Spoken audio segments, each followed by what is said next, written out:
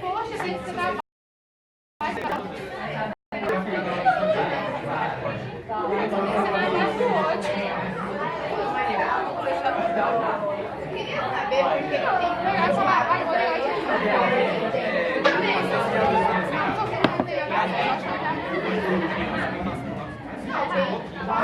depois você vem com a caminha. não é, mas eu não gosto disso.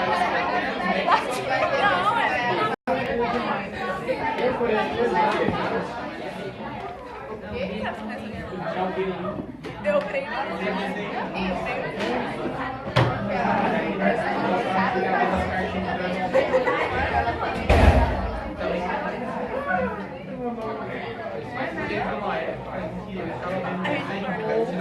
Senhora, bandeira. Sentar cada um nos seus lugares, por silêncio, virar para frente, prestar atenção aqui.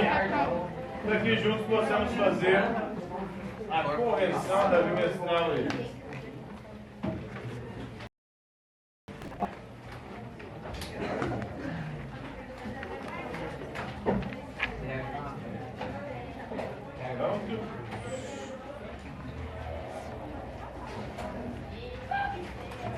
Então a ópera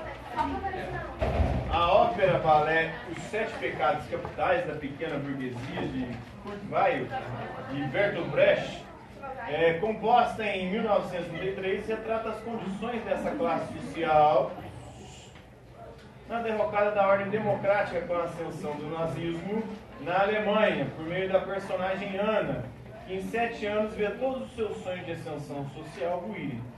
A obra expressa a visão marxista na chamada doutrina das classes. Em relação à doutrina social marxista, assinala a alternativa correta.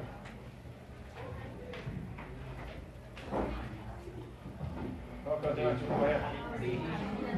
D, né? A pequena burguesia, a classe média, é uma classe antirrevolucionária, pois, embora esteja mais próxima das condições materiais do proletariado, apoia a alta burguesia.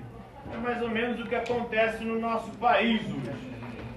A nossa classe média, a nossa pequena burguesia, ela apoia o atual governo, a direita conservadora e liberal, mesmo ela não sendo tão rica. Mas por que ela faz isso? Ela fica pior. Ele está mais próximo das condições materiais do proletariado. Ela está mais próxima, né? Mas só que ela apoia a burguesia porque ela se sente, ela acha que é burguesia. A pessoa tem um carro, tem uma casinha, ela já acha que é viagem de avião, acha que já é elite. E não quer os pobres andando nesses mesmos meios de locomoção. Inclusive tem vídeo aí de pequeno burguês dando pitinho em aeroporto porque viu pobre, né, de chinela havaiana, camiseta cavada. Nossa, minha roupa tem que passar aí, velho. Essa é Falando que essas pessoas tinham que estar em rodoviária, não em aeroporto. Então tem muito isso aí, né? O próprio Marx já dizia isso lá no século XIX. Questão número 2. Para Marx, diante da tentativa... Essa pequena burguesia, essa classe média, não quer ascensão social dos mais pobres, ou que os pobres alcancem eles. Eles querem continuar se sentindo diferenciados, se sentindo burguesia, enquanto os pobres devem ficar na condição de pobre, inclusive para serem explorados, para aceitar trabalhos aí que depois eles passaram a não mais aceitar. Muita dessa burguesia, dessa pequena classe média aí, ela é contra programas como o Bolsa Família. Porque o programa Bolsa Família fez com que as crianças não trabalhassem mais. Ou boa parte delas tivesse que frequentar a escola e pudesse ficar exclusivamente a serviço, né? Ou buscando uma fonte de renda para complementar a renda dos pais. Fez com que também muitas mulheres que antigamente aceitavam trabalhos domésticos para ganhar menos de um salário mínimo passassem a não mais aceitar isso. Porque tinha um Bolsa Família para cuidar dos filhos, então por que eu vou me submeter a um trabalho para ganhar menos de um salário mínimo? Aí o preço da empregada doméstica subiu também de forma considerável. Se a gente olhar lá no século XIX, na época de Marx, As crianças eram usadas para limpar as chaminés das fábricas. E aí elas contraíam doenças e a sua saúde debilitava consideravelmente e a expectativa delas reduzia. Uma criança que limpava a chaminé raramente chegava aos 20 anos de idade. Então, quando você tem um programa que dá assistência a essas pessoas, você não vai ter quem faz esse tipo de serviço tão barato. Eles começam a cobrar mais. Cobrando mais caro, quem vai pagar? Essa classe média ou pequena burguesia que não quer pagar isso, eles querem pagar baratinho. Quer explorar. Então, para Marx, número 2, diante da tentativa humana de explicar a realidade e dar regras de ação, é preciso considerar as formas de conhecimento ilusório que mascaram os conflitos sociais.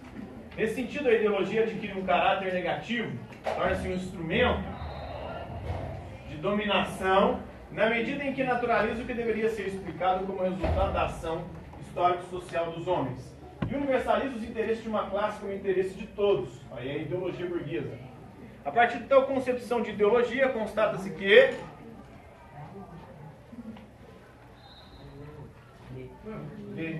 a frase "o trabalho dignifica o homem" parte de uma noção genérica e abstrata de trabalho, mascarando as reais condições de trabalho alienado no modo de produção capitalista. A gente começar pelo termo, a palavra trabalho. Ela vem do latim. Tripalho, que era um instrumento de tortura, usado para torturar os escravos na época do Império Romano.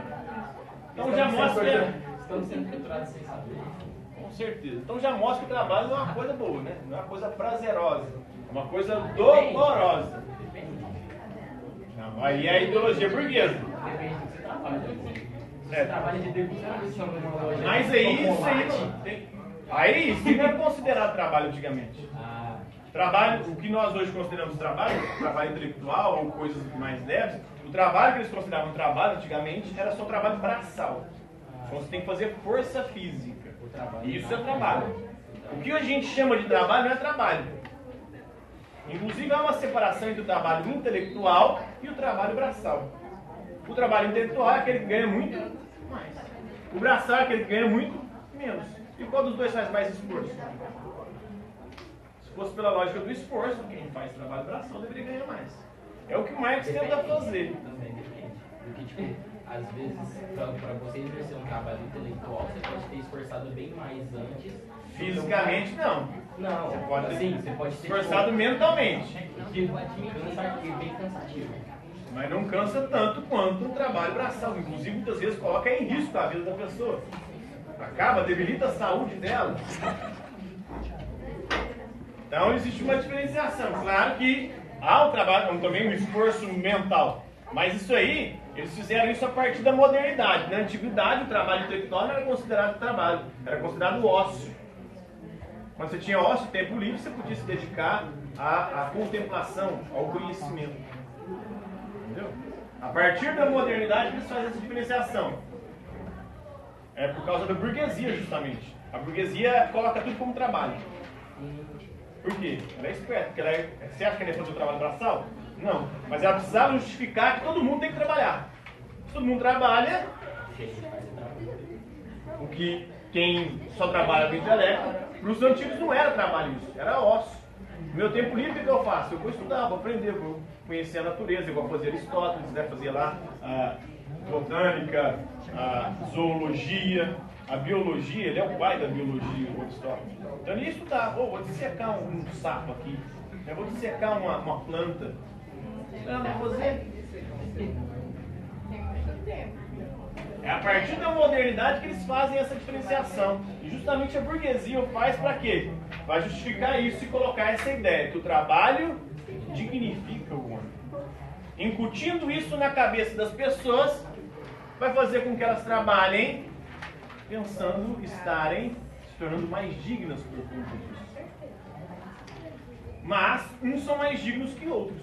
O trabalho braçal continua sendo desvalorizado, tanto financeiramente quanto culturalmente, e o trabalho intelectual continua sendo supervalorizado. Então, a frase trabalho dignifica o homem parte de uma noção genérica e abstrata de trabalho, mascarando as reais condições de trabalho alienadas. Então, o trabalhador braçal, o operário, o proletariado, ele acaba ficando alienado, ele não percebe isso, essa diferenciação. Para ele é tudo trabalho. Só que ele, por infelicidade, não tem condições, ou não teve condições de estudar, ou ter oportunidades na vida para exercer o outro trabalho que o burguês exerce. Então ele tem que ficar com o trabalho braçal. Mas aí é onde que o Marx falava. O Marx vai dizer que o valor das mercadorias deveria ser estipulado pelo trabalho. Enquanto a burguesia diz que o valor das mercadorias deve ser estipulado pelo mercado. O trabalho aí, se você gastou 5 dias para fazer essa mesa vale tanto quanto qualquer outra coisa que você gastou 5 dias para fazer. Se o seu relógio de ouro gastou 1 dia para fazer, essa mesa vale mais que o seu relógio de ouro. Porque é a quantidade de tempo trabalhado para fazer o produto que foi gasto. É o tempo de vida e o tempo de esforço que você gastou, que deveria, segundo Marx. Então ele desconsiderava o valor, a realidade de encontrar um mineral ou qualquer coisa? Sim, para ele, né, a raridade, a escassez, aí isso aí é uma coisa da ciência econômica. Ela diz que a economia é a ciência que estuda ou que busca compreender ou administrar os recursos escassos. Quanto mais escasso o produto, a ideologia liberal vai dizer, mais caro ele deve ser. Para o Marx não importa a raridade. Até porque a gente valoriza coisas que não têm valor algum. Por que o ouro vale mais do que uma comida que alimenta e o ouro não alimenta ninguém? Vai para uma ilha deserta com ouro, para você ver o que você vai fazer com ouro lá. Se não tiver comida, você morre de fome. Se você estiver cheio de ouro, você está rico, vai sem o que comer. Por que a gente valoriza o dinheiro, o ouro, essas coisas supérfluas? Aí está o questionamento também. Então, ele mostra, ele vai dizer como é um trabalho alienado. Então, para ele, o que deveria determinar, mas não é essa a realidade, né? Se a gente olhar para o mercado, como ele funciona numa outra perspectiva. Quanto mais raro algo, mais caro aquilo é. Quanto mais abundância de algo, mais barato aquilo é. Como tem muita mão de obra braçal, gente disposta a trabalhar, o salário braçal é baixo. Se tivesse pouca mão de obra braçal, o que ia acontecer com o trabalho braçal? Subir. Foi o que aconteceu no Brasil na era PT. O PT investiu no FIES, no ProUni, em colocar pobre na universidade. Estava todo mundo fazendo universidade, ninguém vai fazer curso técnico. Ninguém mais ia para algumas profissões. Hoje, essas profissões ganham mais do que quem é formado.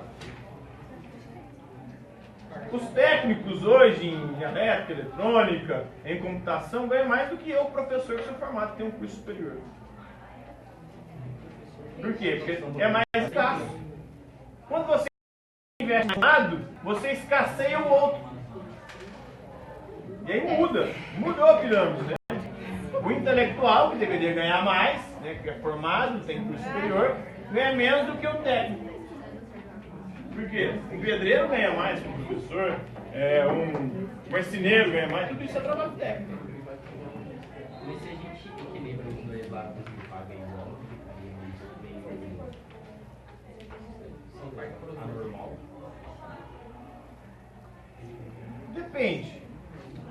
Na verdade é difícil, eu não conheço país que conseguiu equilibrar isso. Se você equilibra isso, tem as pessoas recebem juntas, mas tem um sistema capitalista.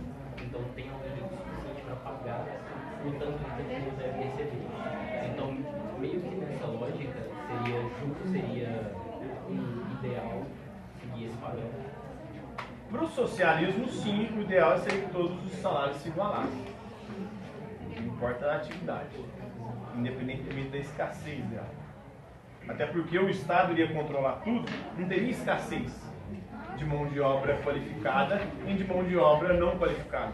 O próprio Marx ele vai dizer o seguinte, ele vai defender na sua teoria da educação que a gente na escola deve aprender não só o conhecimento intelectual, mas também o trabalho braçal. A escola deveria ser para Marx de tempo integral. E uma parte estudava ciências Na outra parte você aprenderia os ofícios para trabalhar. Marcenaria, é uma ideia que está sendo colocada pelo atual governo. E aí você vê o tanto que. Por isso que a gente tem que conhecer. Para não cair na lorota de ideólogo. A esquerda é contra o atual governo, mas o atual governo defende o que Marx defende. Marx defendia que a criança deve aprender, desde pequena, o ofício na escola. Aí, a esquerda hoje fala que isso defendendo o trabalho infantil. Eu sou o maior ídolo que defende isso, mano. Então você está viajando na maionese. Ou você está usando isso só para pagar de... Está lá na obra de Marx. Marx dizia que a escola deve ser de tempo integral, manhã e tarde, 8 horas por dia. 4 horas de trabalho intelectual, onde você estuda ciências, as diversas ciências. 4 horas de trabalho, para você aprender um ofício, uma arte, seja carpintaria, marcenaria, pedreiro, qualquer coisa, qualquer trabalho braçal. Por que Marx não é trabalho infantil? Por que quanto ao governo defendendo isso é? Porque não necessariamente se discordar de alguma coisa. É a contradição. A gente tem que saber como é que funciona esse negócio de posição e oposição, para saber que muitas das vezes a própria direita também, o que ela critica na esquerda, agora ela está fazendo. Ela defendia que ela era contra o financiamento da arte. Agora os artistas de direita estão tudo lá, urubuzando o Congresso, vão começar a receber o dinheiro da Lei Rouanet. Vai ter um filme agora, antes que tudo se desfaça, do Josias Teófilo.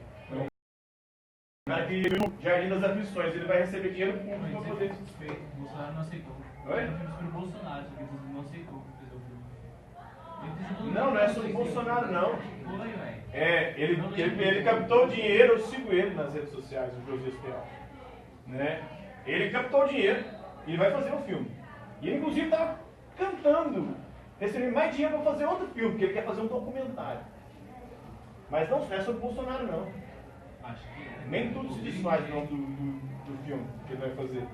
Ele vai tratar dos protestos de 2013 até a eleição de Bolsonaro. Mas não um filme sobre Bolsonaro como foi o Lula aqui no Brasil. O rosto Bolsonaro na capa. Oi? O rosto Bolsonaro na capa. Porque a eleição, ele vai acabar com a eleição do Bolsonaro. Mas eles estão lá, e tem um monte lá, eles estão contratando. Eu estou trocando todos os caras que eram de esquerda, né, colocando os de direita. Mas isso aí não era imoral? Era antiético? Por que agora que vocês estão no poder, vocês fazem a mesma merda? A própria esquerda, a esquerda sempre dizia que a escola era um instrumento de dominação do Estado. O Estado é um instrumento de dominação da burguesia. A esquerda sempre foi contra a escola. Porque a escola massifica o ensino, o conhecimento. Ela defendia as escolas operárias. A educação operária, onde se só ia ensinar para a criança a ideologia do proletariado. Era contra essa escola, porque essa escola, para eles, essa escola nossa, é uma escola burguesa, ou que defende os interesses da classe burguesa. Aí, porque ela chegou no poder, ela não queria mais. Aí agora ela quer proibir homeschooling, ela quer proibir qualquer tipo de educação que não seja essa formal do Estado. A direita do poder defende o homeschooling. Agora que ela já está tomando conta de tudo lá, você vai ver, daqui a pouco ela não vai querer mais.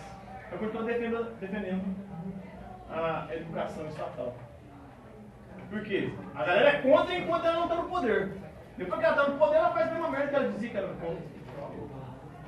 Vocês devem ter estudado história do século XIX e ficava disputando o poder na época do Brasil Império, o Partido Conservador e o Partido Liberal. Eles tinham um nome, era Saquarema e... Agora esqueci. Mas só sei que um pensador da época disse o seguinte: nada mais parecido do que um liberal no poder do que um conservador. Eles pareciam ser totalmente opostos, mas quando eles estavam no poder, eles faziam a mesma merda. É tipo, nada mais liberal que um conservador. Nada mais liberal que um conservador no poder, mais ou menos assim mesmo. Sei. Então é isso que acontece. Os caras ficam nos enganando, fazendo a gente brigar uns com os outros, discutir, como se política fosse, né, o divisor de águas para separar as pessoas boas das pessoas ruins. Colocam o povo um contra o outro, o povo fica brigando nas redes sociais, dentro de família se divide. Não política não, tá separando homem de mulher, homem de homem, tá brigando, porque é uma guerra civil. Nossa. Quando na verdade, na prática, eles são a mesma merda. É tudo disputa de poder. Por isso que eu volto lá em Maquiavel. Para Maquiavel é tudo disputa de poder. O que move a política é a disputa pelo poder, e para conquistar e manter o poder vale tudo. Vale mentir, vale matar, vale roubar, vale fazer qualquer coisa. Foi isso que o PT fez, é isso que o Bolsonaro está fazendo. Saiu agora que ele contratou mais de 102 parentes e pessoas próximas. Professor, o pessoal do The Intercept, eles são brasileiros? O Glenn é inglês, se eu não me engano. Agora o namorado dele é deputado e é brasileiro.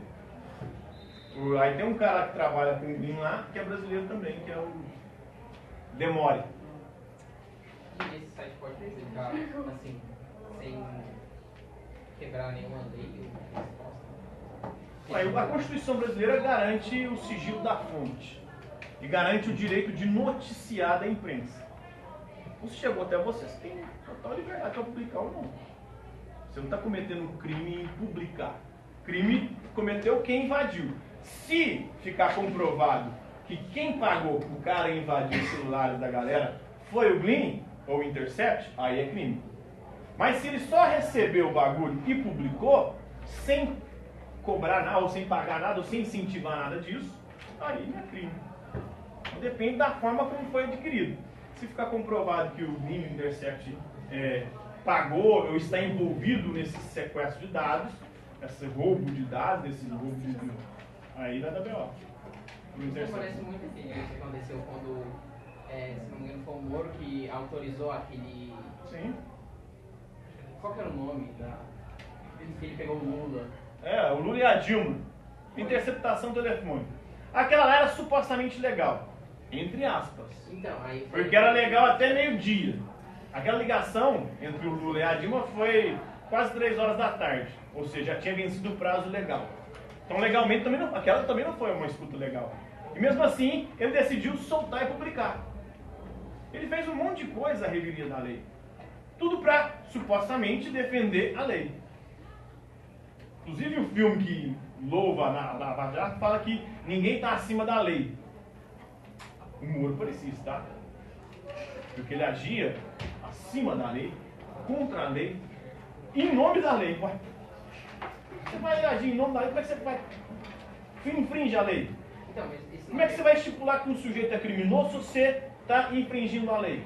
Então, só que aí é um ponto legal, porque o Moro fez isso e não é legal. Ele está recebendo a mesma coisa que ele plantou, né, velho? Aquilo que se faz é que se paga. Aí meio que naquela hora... Apesar de que eu não acredito muito nessa idade, mas... Esse é meio que herói, agora o Intercept é como se fosse um vilão, só que tá fazendo a mesma coisa que ele fez. Sim, porque eles estão colocando, principalmente a Globo. Porque ainda vai sair isso aí, espera, né? Você vai ver a ligação. Por enquanto tá me metendo pau, arregaçando da Lagnol e o Muro. Mas em breve deve sair a ligação deles com a Globo. Porque a primeira emissora que o Glean procurou para divulgar as notícias foi a Globo. Ele queria fazer uma parceria com a Globo para publicar. A Globo não quis e a Globo continua crítica, colocando como se aquilo fosse crime. O que ele está fazendo. A Globo que direto solta coisa vazada de Polícia Federal, que também é crime. Se o processo está correndo em sigilo, todo o processo do PT, da Lava Jato, toda hora vazava coisa. Vazamento ilegal. Porque o processo corria em segredo de justiça. Mas naquela época podia. Agora é crime. E um monte de gente, inclusive gente que se diz esclarecida, apoia.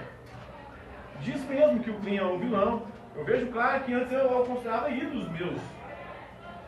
O mais recente foi o que coordenava o CQC, que eu gostava do programa que eu gostava muito na época, o nosso grupo de humor, que é o Tassi. Marcelo Tassi, que é o líder da bancada. ele descendo o pau na Vaza Jato, né, no Intercept.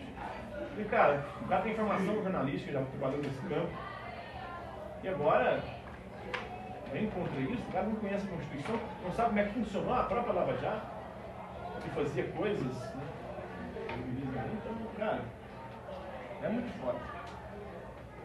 Muito buscar, assim, saber das coisas e ir além e não ficar nessa guerrinha, nessa guerrilha de esquerda e de direita. Você vai ver que os dois lados não tem nada de santo, cada um criando tudo, e cada um querendo de todas as formas te enganar ou te ir do lado deles, defendendo igual na paçoca. Né?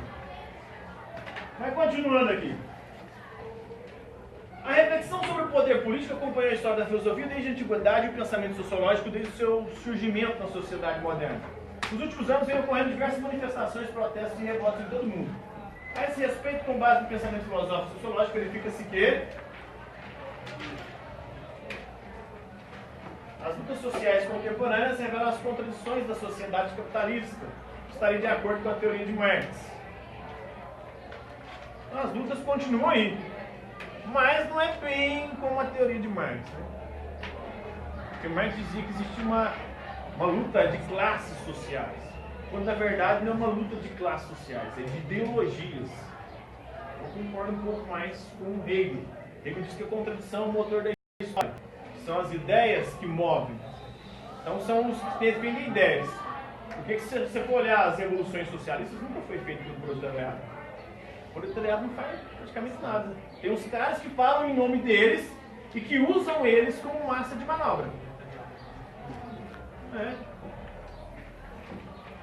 O próprio Lula, quando ele sai do proletariado, ele deixa de ser, porque ele não trabalha mais. Ele vira um ideólogo. E mesmo assim, ele é um peão. Se você for estudar a história do Lula, você vai ver que tem uns intelectuais por detrás dele. Ele mesmo não tem noção intelectual para poder... Ele tinha a força assim, política, e por ser um sujeito de origem operária, ele acabava representando isso. Mas na verdade não era ele, um grande ideólogo do PT. Os ideólogos do PT foram todos presos. José Dirceu, José Genuíno, uma galera lá. Aqueles lá eram os intelectuais do PT. O Lula era uma espécie de peão ali para representar a classe operária, que ele tinha saído de lá, São do Nordeste. Mas inteligência mesmo nesse sentido, eu acho que Lula não teria. Ela nem tem conhecimento também, nem sabe. Acho que Lula nunca leu uma página de Marx. Não tem como ele defender o marxismo ou qualquer coisa de esquerda sem saber a teoria. Ele ia pro rumo, ele ia onde o povo dizia para ele, não, você tem que ir por aqui. Número 4. O século XIX foi marcado pelo surgimento de correntes de pensamento que contestavam o modelo capitalista de produção e propunham novas formas de organizar os meios de produção e a distribuição de bens e riquezas, buscando uma sociedade que se caracterizasse pela igualdade de oportunidades. No que diz respeito a essas correntes, assinala a afirmação verdadeira. C. O socialismo científico proposto por Karl Marx e Friedrich Engels, através do Manifesto Comunista de 1948, defendia uma interpretação socioeconômica da história dos povos, denominada materialismo histórico. Ou seja, são as condições materiais que determinam a nossa forma de pensar, e não as nossas ideias que transformam a realidade, como defendia o Hegel. Número 5. Cascavel, uma pequena cidade do interior do Brasil, provando que machismo é coisa do passado. Com 15 mil habitantes, conforme o IBGE, Ampere, a 150 km de Cascavel, no sudoeste, tem fartura de emprego para as mulheres. As donas de casa partiram para trabalho fixo, enquanto os homens, empregados ou não, passaram a assumir os serviços domésticos. Assim, elas estão garantindo mais uma fonte de renda para a família, além de eliminar antigos preconceitos. Isso aqui a gente tem colégio de notícias aqui também com um pé atrás. Um amigo meu que trabalhava na Cargill, e ele me contando, né, que a Cargill tinha feito uma empresa, ou tinha instalado uma fábrica, uma indústria, lá no sul. E para contratar mão de obra predominantemente feminina. Mulheres. Por quê? Então, estava procurando cidades onde tinha abundância de mão de obra feminina livre para poder contratá-la. Para ficar mais barato a produção. Aí a mulher vai trabalhar, o homem não tem emprego, porque a cidade está procurando as mulheres. Aí ele fica no trabalho doméstico. Né? Mas só que a mulher, achando que agora é a chefe do comando, mas em outras cidades, o mesmo serviço que um homem faz, ele ganha mais do que aquela mulher. A fábrica só foi para lá, a indústria só foi para lá por quê? Para gastar menos. É mais barato. A situação torna-se ainda mais evidente quando os homens estão desempregados. Os homens estão desempregados e são as mulheres que pagam as contas básicas da família. Conforme o levantamento informal em Ampere, o número de homens sem vínculo empregatício é maior do que o de mulheres. Para driblar as dificuldades, eles fazem bicos temporários e, quando não há serviço, tornam-se donos de casa. O motivo para essa mudança de comportamento é a indústria limitada, uma potência no setor de confecções que dá emprego a 1.200 pessoas, das quais 80% são mulheres. Com a fábrica, famílias migraram do interior para a cidade. As mulheres abandonaram o posto de donos de casa ou de empregadas domésticas, aprendendo a apostar na capacidade de competição. O fenômeno da troca de papéis sociais é tratado no texto, a base da tese usada por Karl Marx. A explicação geral que formula sobre a relação entre infraestrutura, a economia e a superestrutura, as ideias, a ideologia, o funcionamento da sociedade capitalista. Com base no texto e nos conhecimentos sobre a tese essa tese de Karl Marx, é correto afirmar o quê? É uma relação de determinação entre a maneira como um grupo concreto estrutura suas condições materiais de existência, chamada de modo de produção, ou economia, e o formato e o conteúdo das demais organizações, instituições sociais e ideias gerais presentes nas relações sociais, que Marx chamava de superestrutura. Considerando a afirmação, a citação abaixo, se marca a alternativa correta acerca da concepção materialista da história formulada por Marx. Na produção social de sua existência, os homens estabelecem relações determinadas, necessárias, independentes da sua vontade. Relações de produção que correspondem a um determinado grau de desenvolvimento das coisas produtivas materiais. O conjunto dessas relações de produção constitui a estrutura econômica da sociedade, a base concreta sobre a qual se eleva uma superestrutura jurídica e política, e a qual correspondem determinadas formas de consciência social. O modo de produção da vida material condiciona o desenvolvimento da vida social, política e intelectual em geral. Não é a consciência dos homens que determina o seu ser, ou seja, não são as ideias da nossa consciência. Aqui ele está contra o reino. É o seu ser social, ou seja, as condições materiais inversamente determinam a sua consciência. São as condições materiais que determinam a nossa forma de pensar. Contribuição para uma crítica da economia política. Então, qual que é a alternativa correta aí? É a número 6.